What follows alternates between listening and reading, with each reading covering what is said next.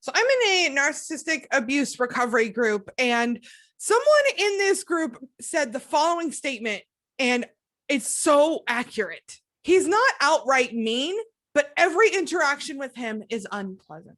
Now, what a lot of people don't understand is that some abuse, and it's all valid, some abuse is big and it's out there and it's physical and it's really in your face.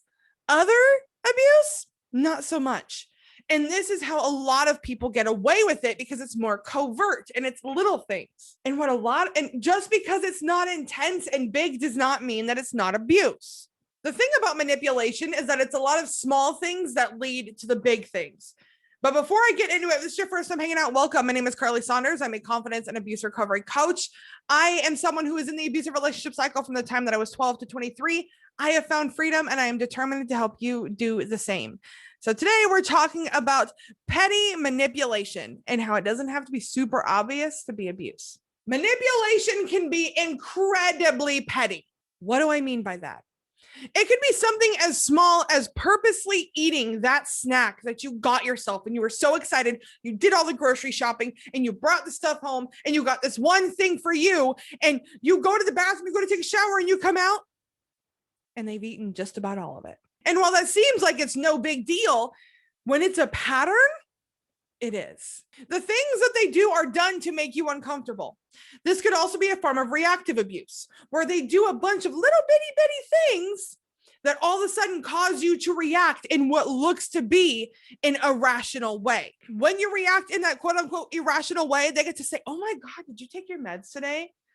Do you understand how crazy you are? Like, do you even give me a thank you for how much I put up with you? It could also be refusing to help with the laundry or always making you late. In my own experience, I would be running around the house, trying to get everything ready to go, stuffing things into a diaper bag, rushing around, trying to get everything together, only to be completely ready to go. And my ex would be sitting there on the couch playing on his phone.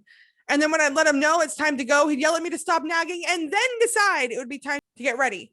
So by the time we got there, we were a half hour, 45 minutes or so late that there was no point in going at all. And again, while this seems more annoying than abusive, when it is a consistent pattern, it becomes a problem. This is actually a pattern that I did not notice until my mom brought it to my attention. And I was like, oh my gosh, looking back at the pattern, she was 100% right.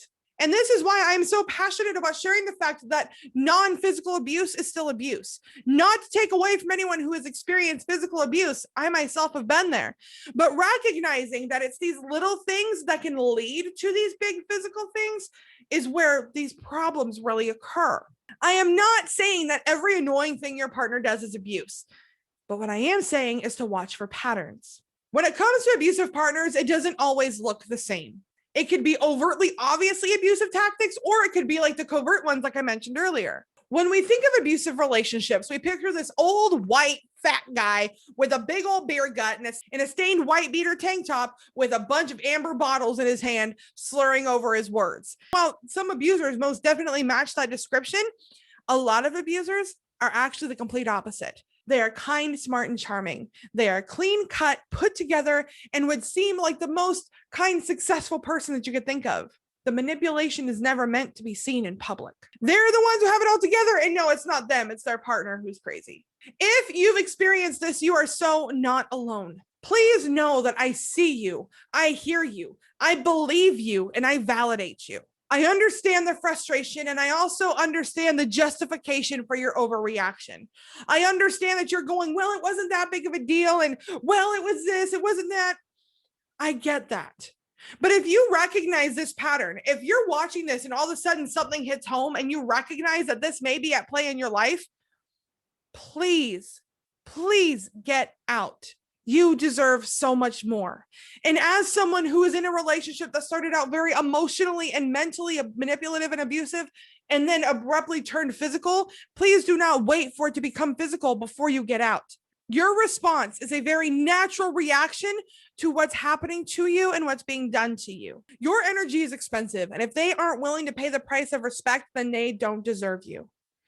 I'm going to go ahead and link you to a playlist right here that walks you through where to start on your recovery journey. It's going to walk you through step by step to give you some actionable things that even if you're currently in the situation right now, it's going to help you to build your confidence, see your worth, and move forward so you can finally find freedom.